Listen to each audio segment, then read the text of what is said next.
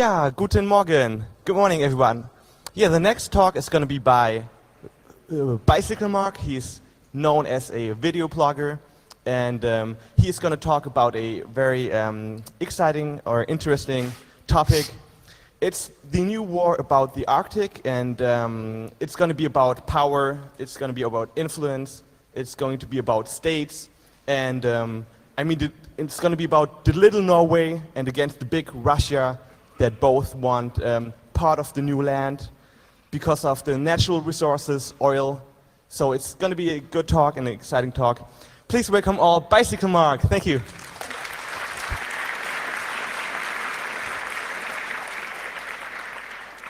Well, technically good morning for most of you, right? First of all, I appreciate that you all came out tonight. I was probably out with half of you last night, and most of you looked at me and said, good luck tomorrow, I won't be there. So, I'm glad you're here anyway, although I don't see any of the people from the bar. Oh, okay.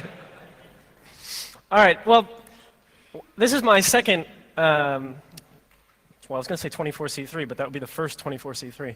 It's my second Congress, and last time I was here I spoke about a general topic, which was what I do. So let's cover that real quick. My name is Bicycle Mark. I have a real name too, but it's too long to explain. I do a podcast, and when I say I do a podcast, I should say I do a podcast in the journalistic style. I do what I call investigative reports.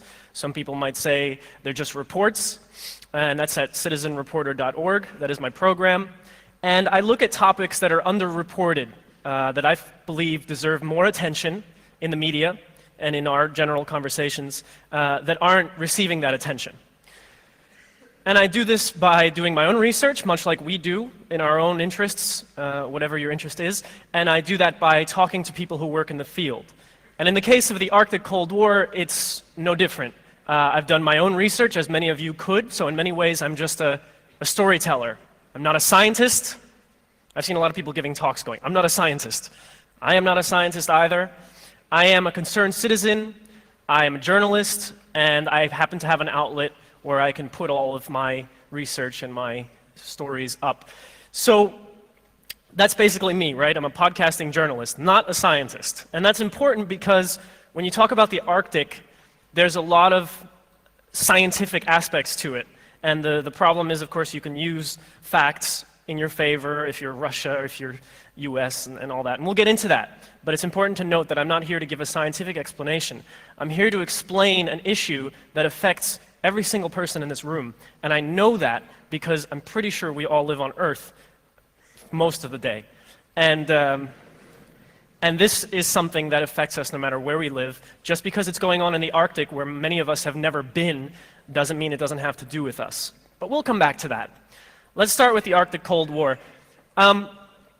We call it Arctic... Oh yeah, I added that. This is the only weird graphics that I'll do. It's funny because when you think of the Arctic, the remote only works from back here. When you think of the Arctic, you don't really think of guns and not necessarily money, not yet. You don't think of a lot of evil shit. You think of penguins, especially marching penguins, and you think of polar bears, and you think of ice, whatever's left of it, and you think of generally nice things. But in fact, to me, after doing the research that I've done, and in the coming years, you might hear more about it, you might, if the media reports about it, all these things are involved in the battle for the Cold War. These are not just random images. These are actually images that are somehow tied into the story, some a little more obscure than others. So what are we talking about? The Arctic Cold War. You remember the term Cold War. Some of us were alive then. I was like in my first years of life. But I have some vague memory. A Cold War was one in which, okay, a lot of things happened, but it wasn't so much that guns were fired, although they were in different parts of the world. It was more a war of brinkmanship, of almost fighting, of gathering so many weapons and pointing them at your enemy, and your enemy gathering so many weapons and pointing them back at you that somehow life somehow went on. And this is a Cold War, the threat of a real war, the amassing of weapons for some purpose. Now, the Arctic is a little different, of course. We don't have, NATO, and, well, we do have NATO, but we don't have member states that are on one side or the other. We don't have a Soviet Union, but we do have Denmark. And of course, I'm sorry for all the Danish people, but there are going to be a couple of tongue-in-cheek Denmark moments because the Arctic is a major issue for Denmark, and it's really weird to see Denmark with a major global issue that they're willing to fight for. So let's begin. Who runs the Arctic? Not Santa Claus, obviously, although I did run into some documents that claimed, and I might mention them later. But who runs the Arctic? I mean, I wrote no one in the beginning there because technically when the Arctic, all of this stuff that's going on, the conflict that I'm going to describe, has only really been going on in the last 10 years. The only real discussion of who will run the Arctic really started around the 70s, and to cut right to the chase, it was when they realized that the whole thing was melting and that maybe there was something under there that they could use. That's when the real discussion started about who runs it. Originally, nobody runs it, and it was administered by the United Nations. There's this thing called the International Arctic Science Committee, which as far as I know is a bunch of scientists that have good intentions, or at least curious intentions about the Arctic.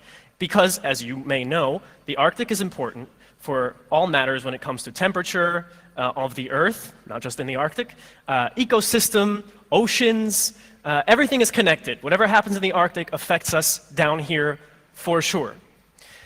So the Arctic was run by this thing called the UN Convention on the Law of the Sea, which is really boring, but really important. The Law of the Sea says, I'm going backwards, but anyway, the Law of the Sea says basically, among other things, when it comes to the Arctic, at the top of the Arctic I have a map. Well, we'll get to that. Of course, you have Canada up top, and then around the other side you have Russia, you have Greenland, which belongs to Denmark, and you also have Alaska. Yeah, I'm not going to talk about Sweden or Iceland, we'll talk about Norway, but no Sweden or Iceland, I'm sorry. No Finland either, I'm sorry, because they're not involved in the Arctic Cold War as much. So the UN Convention on the Law of the Sea says anything within 200 nautical miles, I forget how many kilometers that is, I don't even know how many, 200, okay. I don't even know how many, 200 miles is really anymore. I'm in between countries. But it says that amount of space outside of in your waters belongs to you.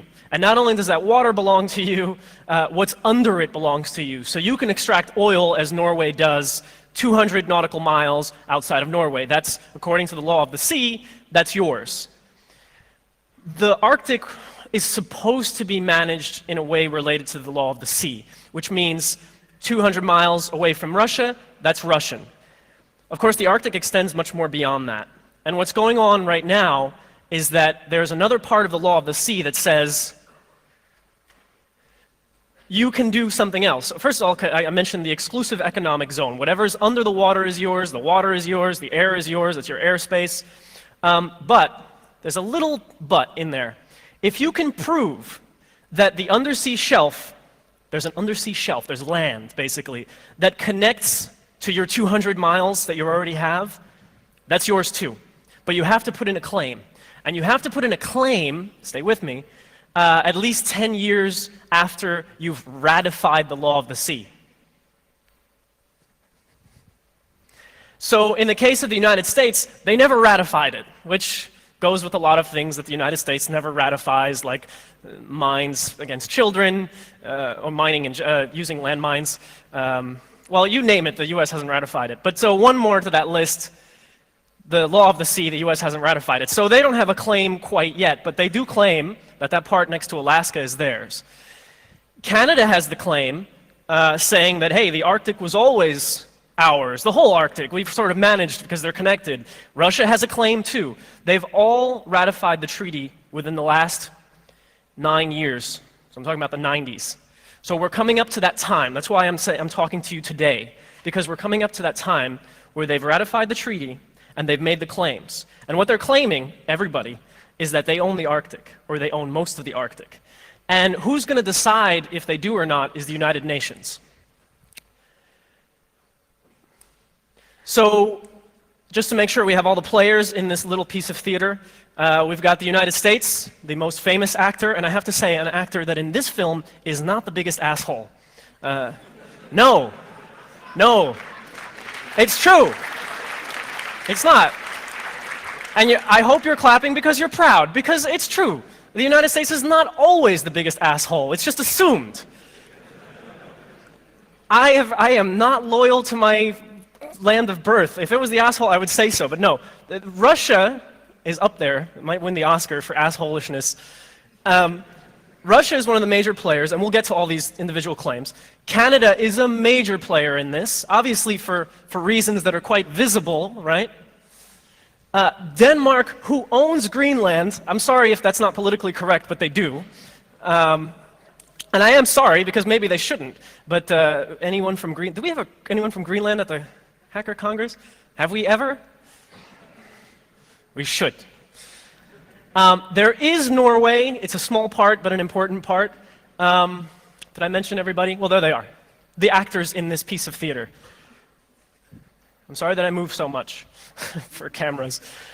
So what's the big deal about the Arctic? The gentleman who introduced me said oil. A lot of people have heard that there's oil in the Arctic. It's an easy sort of guess, like, it must be oil. If nations are fighting, there must be oil. As I guess we learned from that steam-powered puppet show the other day. Yes, there's oil. I put potentially in big letters because in the end, we're not 100% positive. The problem with the Arctic is, first of all, you have to go under ice. Second of all, you have to go very deep. Again, I'm not a scientist.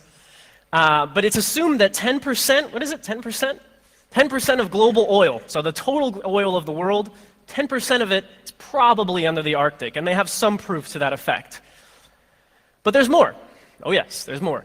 29% of global natural gas is thought to be under the Arctic. And well, then there's the passageway, right? Because if you look, there's even some arrows there that look good. This would be a cool place. Cool meaning, well, good. Yeah, it's not going to be cold anymore, don't worry. But it would be a cool place if you wanted to go on vacation to California or Japan, and you thought, man, I hate that Atlantic Ocean. So much traffic this time of year. And, you know, I'm doing it very tongue-in-cheek, but actually there are a lot of people, especially in the shipping world, who would very much like this. And we'll get to the passage in just a moment. Let's do the root thing. We'll put oil and gas to the side for once, for a little while. We'll get right to it. The passage thing is interesting. So if you have a tanker company, some of you might, and you're into sending oil tankers around the world, because obviously that's what makes the world go round, oil, I mean, you have to pass through, sometimes, the Suez or the Panama Canal if you want to cross Atlantic to Pacific or vice versa. If you want to go to Suez to go to the Indian Ocean, it's like a geography test. This whole talk is a geography test. And so those two canals are controlled by countries. And if you use it, as far as I know, because I've never crossed, you have to pay a fee. And somebody has to maintain it and all this. Well, now there's a third way. And that third way is, for the first time ever, it's just about ready. And what I mean by ready is that the ice has melted to such an extent in the Arctic that ships will now be able to pass. That is, if I could add in even more commentary, that's crazy, but it's true. So ships can now pass without going through the Panama Canal, without going through Suez, to get to the other side of the world.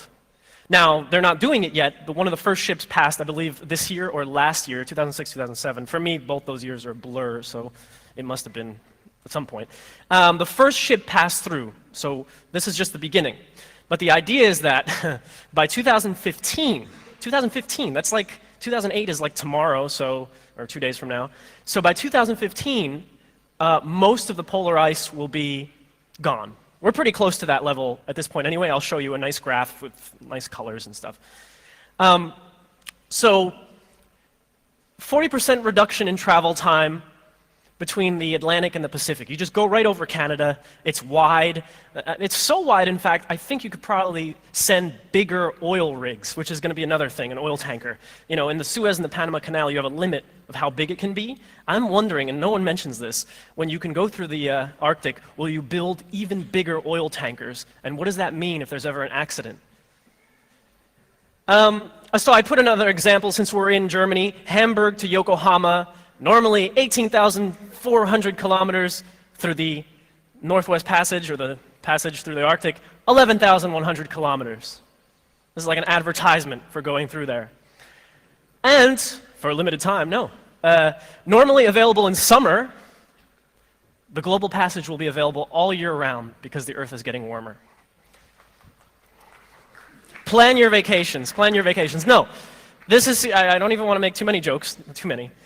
There's a white line showing you one of the paths. Basically, it's going over Canada and into the Pacific around Alaska. This will be one of the major paths. And the question is going to become, whoever controls it, if all these nations, one of the nations wins their claim, how will they manage it? I've heard Canada wants people to ask permission, which is kind of polite of them. But what if they want to charge a toll? You know, what if they set up some like little booth? There's a guy in a little ice booth. You want to go through here? Give me some loonies, you know, and you have to pay loonie. That's money in Canada. Isn't that crazy? Loonies. So that's just to give you an idea of what this looks like. Okay, a little bit on resources because it's such a big deal in all of this. I mean, money is a big part of the equation. You know, Russia, big power in the world, they love gas and oil. They really do. 586 billion barrels of oil in the Arctic, according to Russia, in what will be the Russian part of the Arctic. And I'll show you a little film to illustrate this in a moment. If Russia gets its claim, and now here's where the numbers get weird. 2/3 of global hydrocarbon. So I think that's oil, gas, and I don't know, hydro? Anyway, 2/3 of the world's global hydrocarbon reserves would be controlled by Russia. Because they already have a lot, now they would have even more. So they estimate, I guess they like to raise the numbers a little, they estimate that they'll have 2/3 of the world's control. That means they'll be more powerful than Saudi Arabia, of course, when it comes to energy. Of course, Saudi Arabia has the biggest oil reserves right now.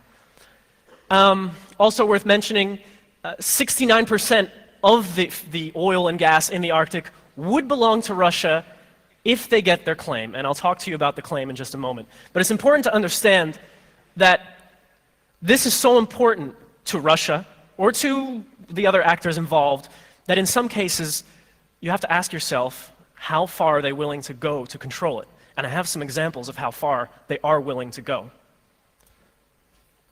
Oh, I should hit pause. I know it's a little late. If I put in this audio cable, can you make it work? Which should be easy. I put in,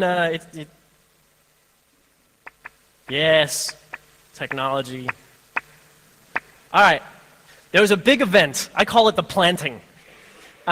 It was over the summer while we were all hanging out. I think some of us were in a little pool with a computer at the camp. Actually, there wasn't that much room in that pool. But while we were doing that, the Russians, because of what I just mentioned, how important this claim is, and they want to prove, because you have to prove to the United Nations that you really have a connection to this land, and they claim that most of the Arctic is an extension underwater of Russia.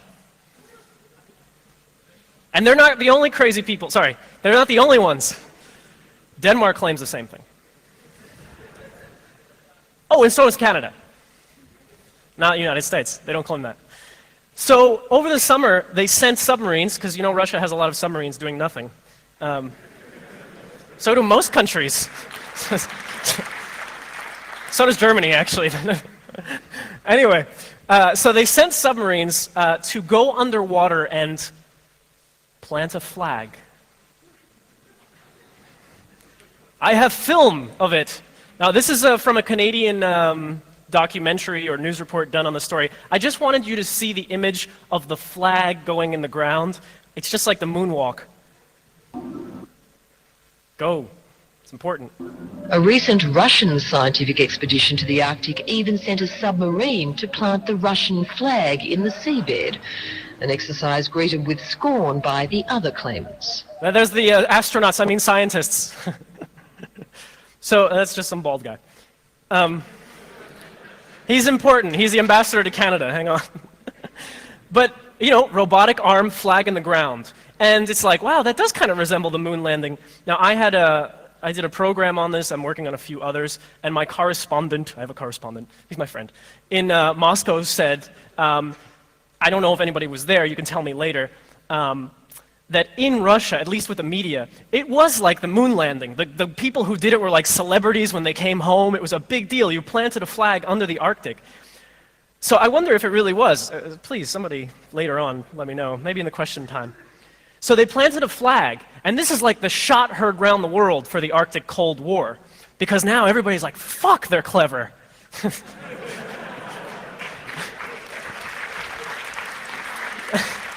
I gotta give credit to Eddie Izzard. He said that first, actually. The planting of flags is clever. So everybody has to make a response to this because it was too big of a deal. You can't not say anything. He planted a flag. Just some details. The point of the expedition was to gather evidence to support the Russian claim. So they planted the flag. It was July 2007, so we weren't quite at camp yet. And the ridge is called the Lumonosov Ridge. And that's this underwater mountain chain. Of course, it's underwater, so it's not like mountains to us, but that they claim is Russia. So, of course, we have reactions all over the world. Not really in the media, but they happened. It got like 30 seconds of airtime on CNN. The US has to look tough here. We want the oil, we want the control. A lot of this, presidents do that. So they scramble the icebreakers to break ice and go north. Of course, the US has a problem. They don't have that many icebreakers. They've been busy building other things. They don't have that many icebreakers, so they sent whatever they had, which was like the rusty, what do we got left? Go up to break ice. They increase Arctic air patrols. Now, again, I'm smiling when I say this, but this shit is serious. They've got guns, you know? So they increased the Arctic air patrols. It was an order, more planes flying over the Arctic. And by the way, when they scrambled the icebreakers, it was to do more mapping of the ocean floor. Now, when they do this, they want to find connections to the United States, or just connections that say, this is not Russia, yeah? Or this is not Canada, because there's a big fight between Canada and the US here, and I'll show you more about that in a moment. And now Congress, which can't get much done, but they want to boost funding for the Coast Guard and Arctic missions. They want to throw them about $1 billion. I put in some text, but that's way too much text to read. They put about $1 billion towards new Arctic fleet, new Arctic icebreakers. The funny part is you don't really need icebreakers in a couple of years because there's no ice.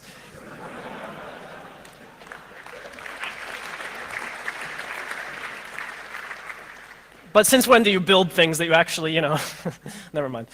This is the American response. The Northwest Passage, if and when it's navigable, is a strait to be used for international navigation, pure and simple. Now, you know that Canada argues it's not an international strait. Well, we understand that, and we do not agree with Canadian claims that it's internal waters. But this really is not a dispute between the United States and Canada. This is a dispute between Canada and the world. Canada and the world. Canada and the world. I like when he says that. So again, America is saying, hey, Canada is out of control. And I'll show you why Canada is out of control. In response, now Canada has a conservative prime minister. If you voted for him, congratulations. He's in power. And he's a little different than most prime ministers because he says weirder shit, I find he says weirder shit. And one of his first things was, and I have bits of the speech, hold on, was, Canada will defend the Arctic.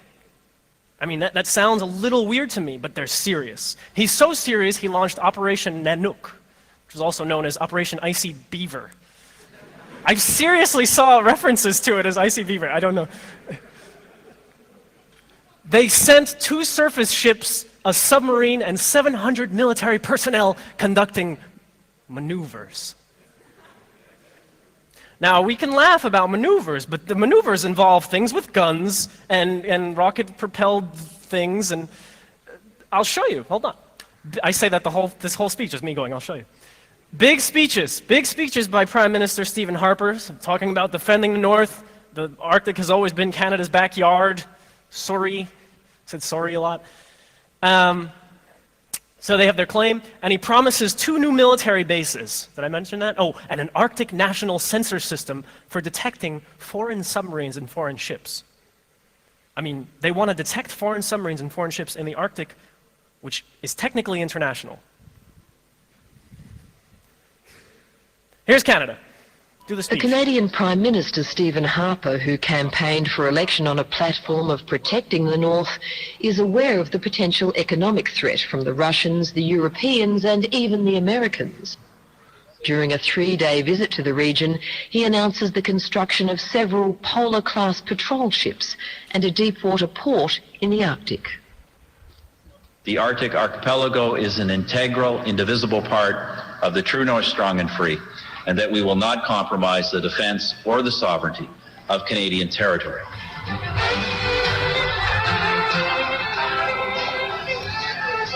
So this is footage from the little PR About campaign they did. 6,000 people live in Iqaluit and they welcome the troops. They know that their land and their wildlife need protecting. I mean, this is real.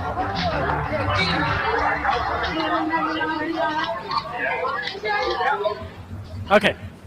Now they interview Eskimos about being part of the Canadian Army. The Canadian Now, we joke a lot at this conference, and I find myself joking a little too much. They really did, and they really have done this. I mean, they are really building these bases. They really do hand out these guns. They really are arming themselves to defend the North. And you might be sitting there wondering, defend against who? Russia? I mean, they're friends. They know each other. We know Canadians know Russians, but they're actually proposing that militaries get ready. Again, it's a Cold War. I mean, it's funny because it's a Cold War we can laugh about, but they really are arming themselves. So if they're not arming themselves to fight, then why the hell are they arming themselves? Is the question that we really have to kind of ask ourselves. How am I? Okay, I'm fine on time. Now, the Danish. I'll try not to poke too much fun. I like Denmark. Danish get very mad. Okay, because as I said, Denmark has Greenland. Greenland used to be covered by ice. It's melting faster than you can say melting ice. It is, very quickly. And so, despite that melting, there's a lot of fuel to go around up there, underground. And Denmark has dismissed the claims. The Prime Minister says, Lumonosov Ridge is Denmark's. And so, as a response, this is just an article from that moment after the submarine. Copenhagen launches an expedition. Now, Denmark does it a little bit different. I actually like how they do it. They send 40 scientists. Hey, if you're going to talk about science, send 40 scientists. And the mission, and I really found this text, it was a quote, I think. The quote was, go and gather evidence that the ridge underground, the ridge underwater, is actually part of Greenland. So the Russians send a submarine and go find out that ridge is part of Russia. The Danish send a submarine that says, go find out that ridge is part of Denmark. If you're a scientist, you must be going, oh shit, what am I supposed to do today? Okay. And as a bonus, I hate to poke so much fun because it's weird. It's not even funny, it's weird. But there is a small island between Canada and Denmark that has been disputed for many years. It's called Hans Island. It is about 1.3 kilometers big. And every few years, I mean, this is serious, money is spent on this shit. Every few years, the Prime Minister of either Canada or Denmark goes to the island, puts a flag down, and buries liquor? They really do this. I don't know how it works. I think the Canadian buried, I don't know, what's a good Danish whiskey? If you find the articles, they really do, besides planting the flag, they bury a bottle of their best liquor. So just to make everybody laugh, I guess, I found the Hans Island Liberation Front.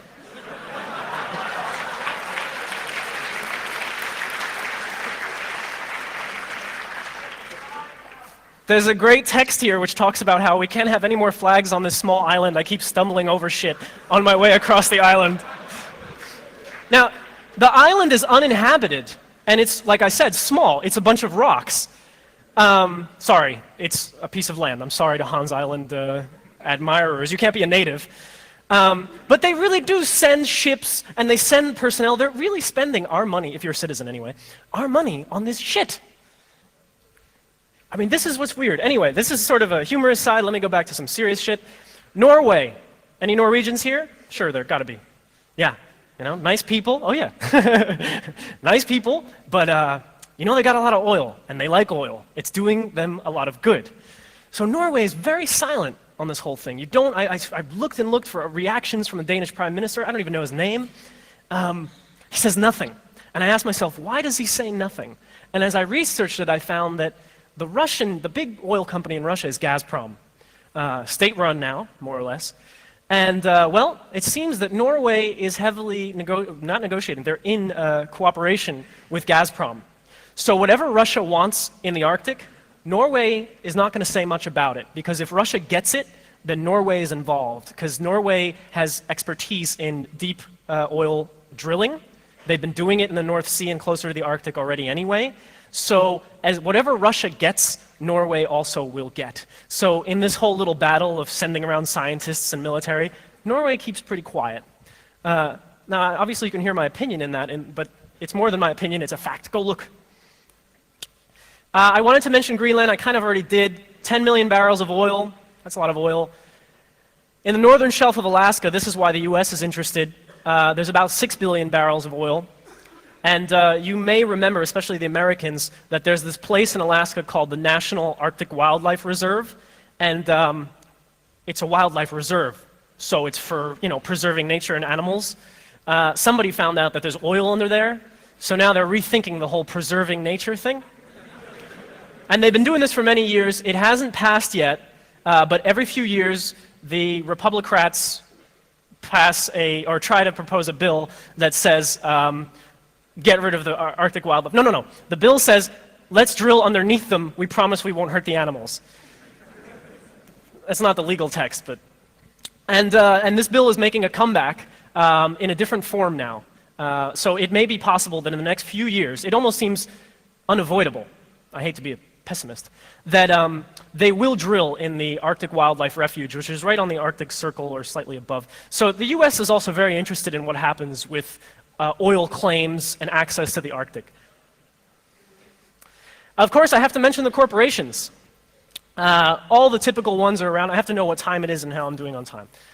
Otherwise, somebody will get hurt. Okay.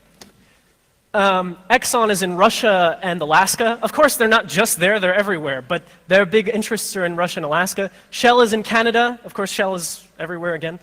BP is in Alaska. Statoil of Norway is in Russia and also, of course, in the North Sea, so they're involved with Russia. And of course, Gazprom, which one day I think all of our gas will come from, is involved. I wanted to mention the corporations because sometimes I talk about countries, but I'm really talking about countries that work for corporations in this case. I mean, they're doing work that will influence what happens with corporations. Now, you should realize, since we're all very aware of the environment, I think, at this kind of conference, that the Arctic has tremendous impact in general on what happens to our weather, our ocean levels. If this Arctic ice keeps melting, and it will, if it keeps melting at the rate that it's going, our ocean levels will rise dramatically. So my current home of Amsterdam will be in Atlantis, and well, Berlin will be a coastal city, and I mean, you know the scenarios. This is not new, but we have to make sure that we realize that what these people do, these governments and these companies with the Arctic, could even further speed up the destruction of the ice, could further destroy the ecosystem, and it will have an effect on us. Of course, global temperature, again, I'm not a scientist, but Arctic ice reflects back heat. If there's no Arctic ice, then we'll just collect more heat and we'll be much warmer. The oceans will be warmer. Our planet will be warmer, even warmer than it is now. And of course, there's this little thing about, and I'm not very good with this science, but if the ice keeps melting at the rate that it is, the salt level, the saltiness of the sea will be diluted, and so everything that sort of exists on this saltwater sort of system will be thrown completely out of balance. So all your favorite fish will be dead, unless they like fresh water. It's important to remember these things because this is all hanging in the balance. Like I said, ice cover by the time 2015 gets here, so I'll only be 35 years old, and there will be pretty much no more ice cover in the Arctic. I said this. Oh, and of course, underneath all this, I know you recognize this, no matter what they do with oil drilling, with gas, well, yeah, gas as well, there's always the risk that they have an accident. And that's something no company or government wants to admit. But whenever they do these sort of activities, the more they do, there's always that chance there's an accident. If there's an accident, a lot of people live in the region, animals, the oceans, everything is affected. And so that's one of the reasons that I bring this topic to you today. So the chess match has begun. And it's funny because people don't always make these connections, but since I have the podium today, I will. what I mean by chess match is it's like a Cold War. You make a move, the other side makes a move. So I noticed this in September. Russia sent bombers. Now, they have a lot of old bombers that need some exercise. It's true, and I think a mechanic will tell you that probably, if you ask one. Russia sent bombers to just fly over the Arctic. They're taking a lot of photos. Obviously, they want to know what their future piece of real estate is going to look like.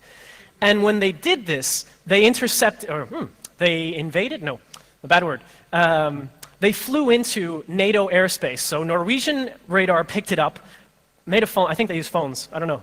They called the UK, and they scrambled fighter jets, Tornadoes. That's why I had a picture of a Tornado in the beginning, to go and confront the Russian bombers.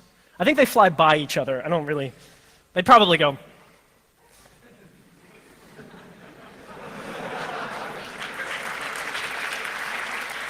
But, I mean, this really happened, and it made barely page 20. I found it in the Guardian.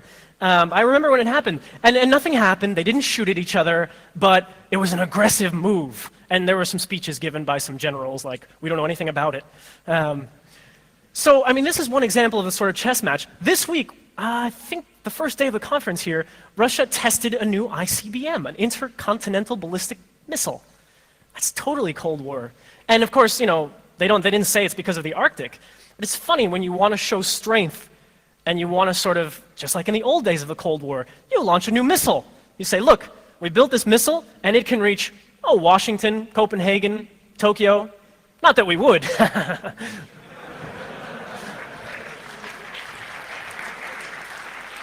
And so actually I encourage you, and I'll be looking for it, what I do with my time, instead of having a social life, I pay attention to these sort of these moves, because they're building new kinds of missiles, new kinds of ships, they're promising all kinds of things, and some of this is to be used for the Arctic, the quest to look tougher, if you're Denmark, the quest to control Hans Island.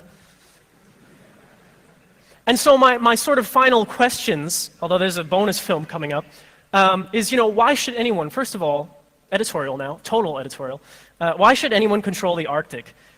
For a long time, it was a cold place. And there was a place where scientists could go and do research, and it was a place that nations agreed belonged to nobody. Unfortunately, at that time, it was just because it was so cold that nobody wanted to try and own it. Now they see opportunity, they see dollar signs, they see land that needs a flag. My other question is, why are media and citizens not making connections between their lives and what happens in the Arctic? I mean, I asked my Russian correspondent, and he said, nobody in Russia gives a shit. Okay, he's making a generalization. But he said, when it happened, people here, there was some fanfare for the scientists who came home, like they'd been on the moon. But otherwise, people just said, well, more oil is good for Russia. Nobody makes the connection that what they do in the Arctic, one single mistake, or even no mistakes, building of oil rigs and drilling, has a huge effect on what happens right back in Moscow, which apparently is suffering the coldest winters in years over the last decade. Who supports these activities? I mean, that's the weird part. You may not like them, you may not even notice them, but who the hell votes for these people? I mean, who voted for a Stephen Harper, some of you did, who says Canada must defend the Arctic with guns and missiles? He didn't say it, but he does it. Well, that's a classic question. Who voted for Bush? Who voted for these guys who were in charge? Hold on, there'll be a question thing, and then...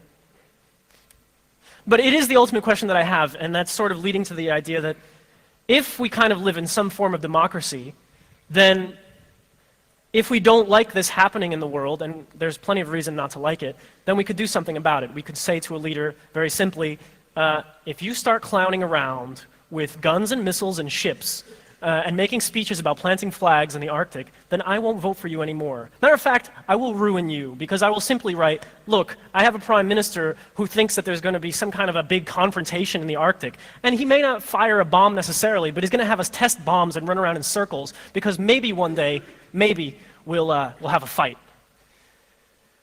And lastly, a very important question, why should weapons of mass destruction and lives be used as chess pieces in the global energy game? It's so funny. You send soldiers, you spend money that could be spent on plenty of better things that we could all discuss. Instead, you spend that money on controlling the Arctic, or on planting a flag, or on sending the military to do exercises. The question I have is, why should these things be used? If you want to have a political discussion, have a political discussion. Meet at a desk, have an argument. I'm cool with that. But using guns and missiles and military, I'm not cool with that. That is about it for today. I do have a... Oh yeah, meanwhile, this is another film going on. In the south, there's a place called the Antarctic. It's the anti-Arctic. And there's a fight going on there too. And we'll have to come back next year and I'll give another speech.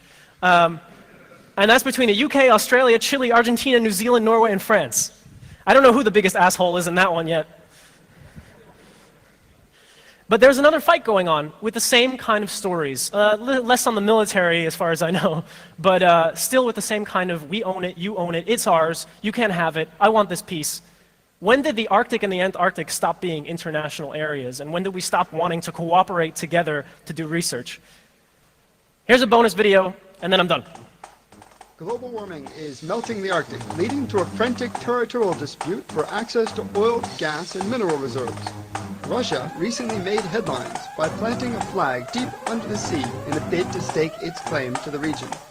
And so, Greenpeace decided to launch its own Arctic expedition to reclaim the region for all humankind. And here is totally authentic footage of their undersea adventure. This is the important part. Systems go, beginning descent. When you get to the bottom, look for the flag. We need to get it out of here and reclaim the Arctic before they start drilling. I'm at the bottom. Do you see the flag? Yep, got it. Now the Arctic should be safe for a while. Arctic belongs to Russia. Arctic has always been Russian. We are here to claim the sovereign rights of the Arctic for Denmark. No, Greenland! I mean Greenland! Don't forget Canada, eh? We've got this mighty icebreaker battle gun. USA! USA! USA! We're number one! I think we're going to need some help!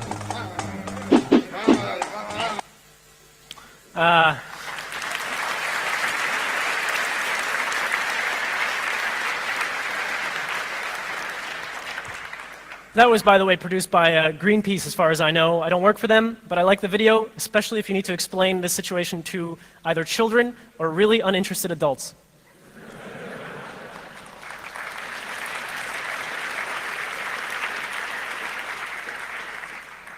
Do I have time for questions? Okay. We'll need a microphone. That's a... Oh, there's a microphone. That person right there. Thanks. Actually, I work for Greenpeace. Thanks for showing the movie. Oh, I heard clapping, yeah.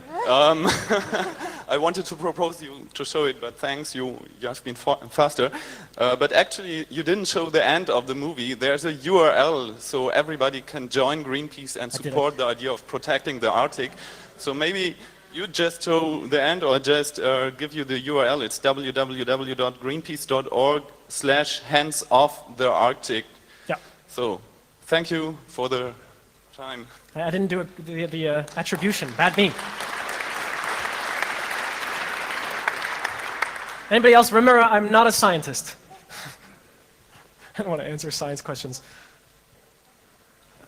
Just a very quick comment. Statoil and Hydro have merged very recently. Yes, they're called Statoil Hydro.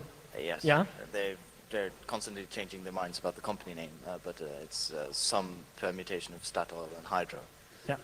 Yeah, I mean, Statoil, the Norwegian oil company, is involved in much more than oil. And of course, if you go to their website, you can't find much info about oil anymore. It's just alternative energy, and there's big pictures of wind-powered things. Thank you.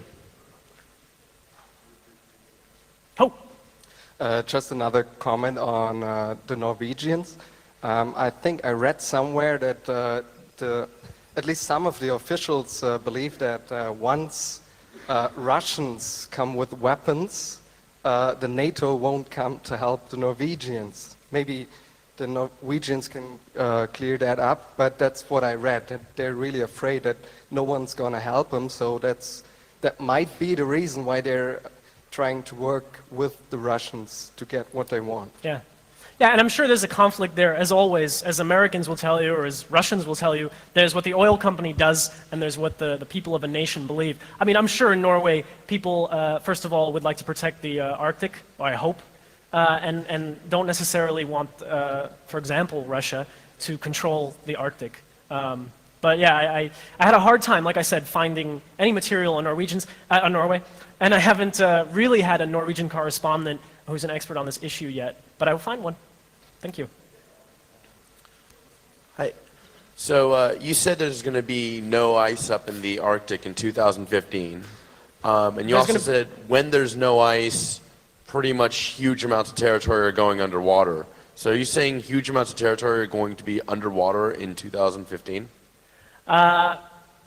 First, the first part is there will still be ice. I think I have a nice graphic to show you, but basically by 2015 the passage will be completely open to the point where you don't even need an icebreaker anymore. That's what they've been talking about. You could have a microphone too. Yes, the second video was from Greenpeace. Where's that coming from? Yeah, oh. But hello. But wait. Yeah? What happened? Will the passage be open all year or just? It will be open all year by 2015. But let me finish the answer, if I could.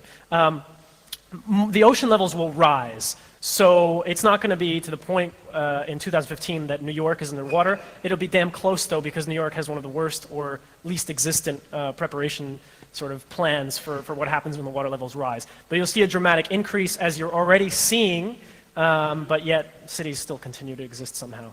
So the 2015 was more about the passage to be completely open, and I'll show you the ice while the next question comes up. Yeah? Yeah. All right, I just wonder where the first video was from. Who made it, or where was it? I can provide. Or who published it? The first video came from a Canadian producer. I don't have it on me. If you search YouTube, yeah. You'll find it's called the Arctic Cold War. Yeah, but I mean, information is always dependent on who made it and who gave us the information. It was a Canadian public broadcaster, but I don't know. I guess it was the CBC. I don't have it on me. But I mean, what's interesting about that piece is that you have interviews with like the Canadian ambassador to the U.S. And what I was most interested were his comments. And the other thing that I liked about that video a lot, and I could not get, was that the Canadian military has put out videos inviting people to join the Northern Force. So, and I couldn't find the videos on the Canadian military site. No, it seems almost like some kind of, I don't know, somebody invented it because it seems too unreal to be true, too good to be true. Or I have multiple sources that would show that it is true, but you're right. I would like to remember who the source is. But what's funny about that is in that same documentary, you see the actual videos. You know it's from the Canadian military, you can tell. And it's inviting young people not only to join the Marines, but to join the Northern Force in protecting the Arctic. I mean, and I couldn't get the real video of that, so I left it off. But it's pretty disturbing. Okay, thanks. Well, I have just a remark concerning the physics of melting ice, swimming on water. It does not change the level of water. So if the Arctic melts, that does not change the water level. The big problem, of course, is Greenland and the Antarctic. If those melts, then the water level rises. So you can try this out with a glass of water. But we know that every year the water levels are rising, and in every bit of report that I find about what's happening with the Arctic disintegrating, or melting as we say, is that they connect it to rising water levels. You may be into science more than I am, and you can argue that. I just thought I would pass on that that's what I find in all official reports, that they relate it to the rising sea levels. So I'm sure it's not the primary cause of rising sea levels, but it's included. Well, it is, but it's as on Greenland. Because melting ice in water already occupies the space. Go back? It's not what in Greenland? Well, the ice that's melting on Greenland, that's melting on land, that makes the water level rise. Oh, okay. I included in Greenland. Okay, yeah. I do think it's interesting that the ice on Greenland is melting, though. And this is a huge problem, yes. Yeah. Yeah, hello, here. I have a question. Is there any native people who lives in this Arctic on this territory? Because we have seen these pictures of these Eskimos. I don't know, maybe they belong to Canada. But are there any native people who could maybe could blame it's their land?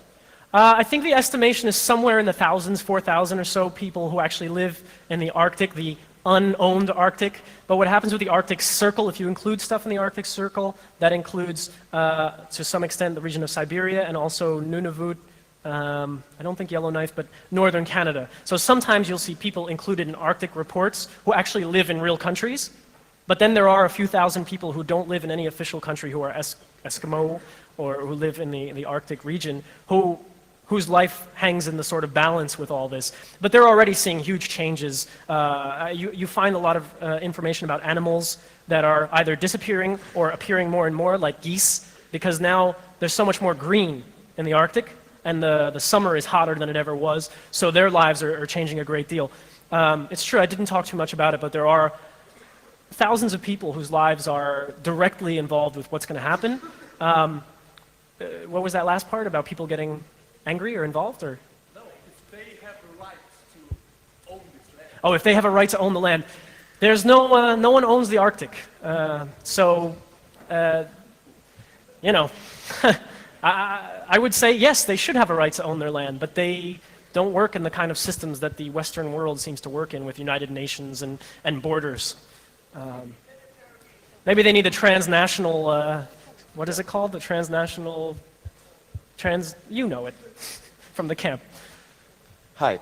I wonder if you have any suggestion for all these people for their daily life, because they are making this funny war, but they are making it because we are everyone every 4 years citizens and vote, but everyday consumers of this oil. So we start with pollution with our cars and everything, but they are making it just because they have to sell it to us. So we can stop it just, not just saying we don't vote for you, but also changing our behavior. Do you have any suggestions? Go biking, do this, do that? Well, I would, in general, but also for the Arctic, I would want more people to pay very close attention, whether you're media or not, to what companies are doing. Because the influence of the company, of course, in government is great, and it is companies that are leading a lot of these charges. So I would say if it's a publicly held company, even if it's a state company, but publicly held, you might have more power.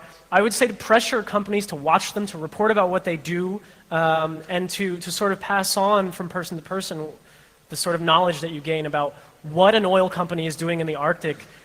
Because I think if more people knew, although this is a fallible theory, if more people knew, then they would get angry if they really knew what the oil companies were doing. And if companies are made up of people, then you got to be able to find some of these people and talk to them. You got to be able to reach them at some point. So I would like to see more pressure on the companies. I mean, Greenpeace has its own methods. As a journalist, I know my method. I'm eager to hear other solutions. One is, of course, taking the power from oil companies and perhaps using less or needing less oil and gas. But yeah, I have no good ending for that. Okay. First of all, thank you for your nice talk, and there were many things I didn't know about that fact. Yeah, you wanted to show these graphics about these icings, and you didn't show. And yes, go on. yeah, I'm curious about these graphics, and one thing I want to mention is that all these water level will rise, pole caps will melt stuff, climate discussion is also some kind of a hype. And many politicians use this to gain votes, also here in Germany. And you also have scientists who say, yes, there is a change, but there always have been changes. And I don't want to say there is no change, there is no danger, but I think you have to be, yeah, you have to think all these things twice and don't to become to a hype and say, yeah, there is a big danger, we will all be drowned or something like that. Yeah, I mean, I'll let that be as it is in the end. I don't have much to say about it. The only thing I would add is that even if there's a lot of hype to it, it wouldn't hurt to actually act to stop some of this. It's just like global warming. Whether it exists or not, it wouldn't hurt to use less energy, to be more intelligent about how we use things. But it's true, there is a problem when things get trendy. When subculture or in this case, environmentalism becomes a fad. And that's when companies pretend to be more environmental than they really are. That's called greenwashing. I do a lot of work watching greenwashing. And it's become very common. That's why when I go to Statoil, the website, I can't find shit about oil. I just find alternative energy, and we're so good. Yeah. I think I have maybe time for one more, unless somebody stops me. Hi, thanks for the talk. I was wondering, as Denmark is actually involved in the story, it also means that the European Union is involved. So do you have any information about the common position? I don't have too much, unless it's going on behind closed doors, which is possible. Unfortunately, the European Union still does a decent amount behind closed doors. People have come up to me during the actual Congress and said to me, you know, I think the European Union is involved. In all my statements from Denmark, from Copenhagen, they don't mention any pressure from the European Union. I'm sure the European Union is watching, and they may use Denmark as a sort of, if I use the chess, you know, a pawn. Since they have more national call to it. I think the European Union does benefit somehow as having Denmark as a state. Then again, Denmark isn't always the best of European Union members. But I think they're more involved behind the scenes because they don't have to hurt their profile, while Denmark goes out and makes crazy statements about owning or not owning, or not necessarily crazy, but makes their claim. So I don't get much from the European Union on this issue. I would like to, but not so far. Well, I'm going to end it there. You can find me pretty... One on the left side, yeah. Is there time? I want to make sure I respect one short question. You don't really have to answer that. Oh, that's good. I'll try though. You mentioned, on the introduction, you mentioned ice bears and penguins and so on. Why ice bears doesn't feed on penguins? I'm just going to let your statement hang in the air. Penguins live in the Antarctic, on the in the South Pole. The question was why do... I don't know. Ice bears don't feed on penguins. Okay, is this like... Okay, I don't know why. Penguins live on the South Pole. Oh, it's like a knock-knock kind of, or not without the knock-knock. I named penguins. I see. I'm sorry that I named penguins. Sorry, I could not resist this. I named penguins. I talk a lot.